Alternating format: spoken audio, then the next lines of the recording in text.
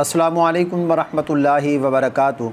एक भाई ने व्हाट्सएप पर मैसेज करके एक सवाल पूछा है कि क्या क़र्ज़ लेकर कुर्बानी करना ये जायज़ है, कुर्बानी कर सकते हैं या नहीं कर सकते। अगर कोई शख्स क़र्ज़ लेकर कुर्बानी करे तो क्या उसकी कुर्बानी होगी या उसकी कुर्बानी नहीं होगी। भाई ने कुर्बानी के मुतालिक बहुत ही अहम सवाल किया है।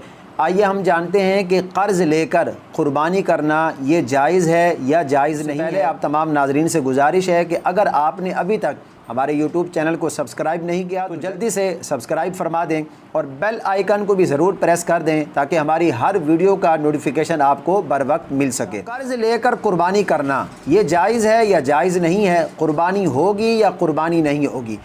याद रखें, क़र्ज़ लेकर कुर्बानी करना इसकी दो वजह हैं।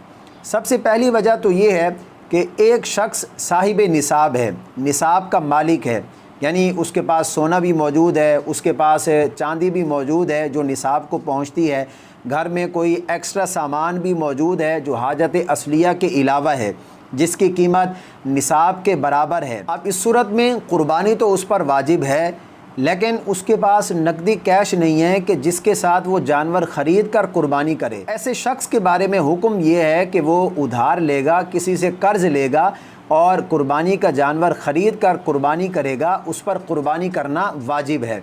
क्योंकि उलमा ये फरमाते हैं कि अगर कोई शख्स साहिब निसाब हो, उसके पास सोना मौजूद है या चांदी मौजूद है, लेकिन उसके पास नकदी कैश नहीं है जिसके साथ वो जानवर ख़रीदे और कुर्बानी करे, तो ऐसा शख्स या तो अपनी कोई चीज़ बेचे या किसी से कर्ज़ ले और उससे कुर्बानी का जानवर ख़रीदे और कुर्बानी करे। उस पर कुर्बानी करना ये वाजिब है, ये लाजिम है।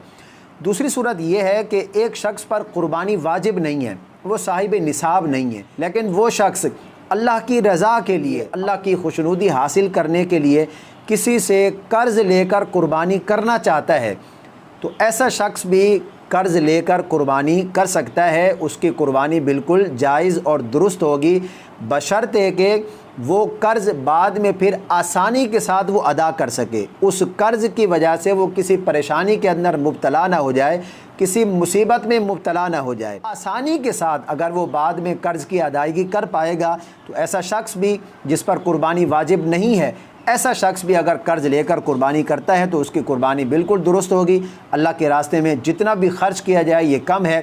मुझे उम्मीद है कि ये कुर्बानी का अहम मसला आपकी समझ में आ गया होगा। अगर आप जानना चाहते हैं कि कुर्बानी किस पर वाजिब है और कुर्बानी के वाजिब होने के लिए क्या शराइत हैं, तो वीडियो का लिंक आपको डिस्क्रिप्शन में मिल जाएगा और ऊपर आई बटन के अंदर भी उस वीडियो का लिंक आपको नज़र आ रहा होगा। आप जान सकते हैं कि कुर्बानी किस पर वाजिब है। अपनी ख़ास दुआओं में ज़रूर याद रखें। अल्लाह पाक हम सबको अमल की तौफ़ीक़ अता फ़रमाए।